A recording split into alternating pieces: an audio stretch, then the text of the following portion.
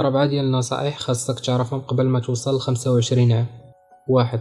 تقبل وتصالح مع راسك. بزاف منكم غيكونوا شافوا فيلم ديال 8 مايل، الفيلم الدرامي من البطولة ديال امينيم اللي كيدوي على واحد الرابور ابيض باغي يحقق الشهرة. ما جيتش ندوي على الفيلم، جيت ندوي على واحد اللقطة فيه اللي عاونتني نطور من راسي.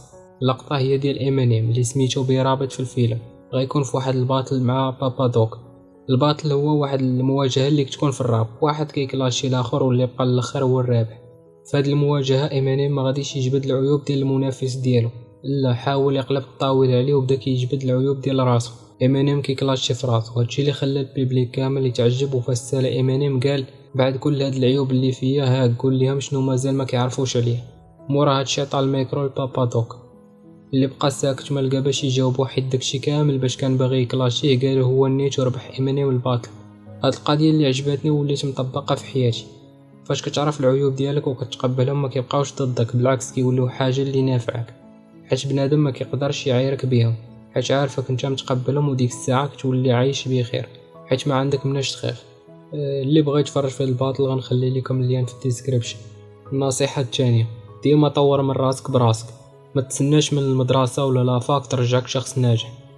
حاول تقرا كتوبه ديال تطوير الذات وتفرج في المحاضرات بحال ديال بيل غيتس وايلون ماسك، وتفرج في الناس اللي غادي ينفعوك باش تطور من راسك. فيديوهات بحال ديال الاوساجي ولا الدوبامين كافين، وبعد من دوك البرامج التافهه والفيديوهات والريلز ديال الفيسبوك والانستغرام. 3. خاصك تواجه المخاوف ديالك. ملي كتكون شي حاجه كتخلعك، اخيب حاجه تقدر ديرها هي تهرب منها، حيت الا ما واجهتيهاش غادي غير يتزاد الوسواس والخوف نهار مورا نهار وصافي. كل ما كنتي موجد راسك ما كتبقاش تحس بالخوف. ديما حاول تنقص من المخاطر والصدم. كتخاف من الكلاب، هز شي حجره وكون واجد وتمشي حدا الكلاب. ما خاصكش تخاف من المشاركه. ملي كتكون كتعرف لشي مجال راك قطعتي غير 50% ديال الطريق. خاصك تعرف الناس الاخرين على الامكانيات ديالك بلا ما تخاف، وما تخافش تبان وتمشي لقدام، وما تخافش تغلط ولا تقول شي حاجه ماشي عاديه. شي ناس كتكون عندهم افكار متميزه ولكن بسبب الخوف كيوقفوا كيخليو ناس اخرين يدوا دوك الفرص اللي عندهم. الا كتعرف ترسم ولا تغني ولا دير اي حاجه خاصك تعرف الناس بها.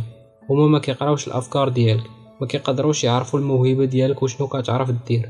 داكشي علاش ما خاصكش تخاف من المشاركه، ولا غادي تعطي الناس اقل منك فرصه باش ياخذوا بلاصتك. راه الميزه الوحيده اللي عندهم عليك هي ما كيخافوش يشاركوا، ما كيخافوش يغلطوا ولا يكونوا القدام.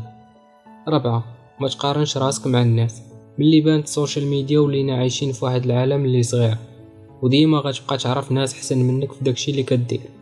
راه واخا تولي وزير في المغرب غتلقى واحد بحالك قدر يولي رئيس امريكا. هادشي علاش خاصك تصالح مع هاد الجانب في حياتك اللي هو غيبقاو ديما ناس احسن منك، ولكن اللي خاصنا نردوا ليه البال ونهضروا عليه وهو ما نطيحوش في الخطا اللي كيديروا شي وحدين وتقول هاني وما تبقاش مسوق كاع.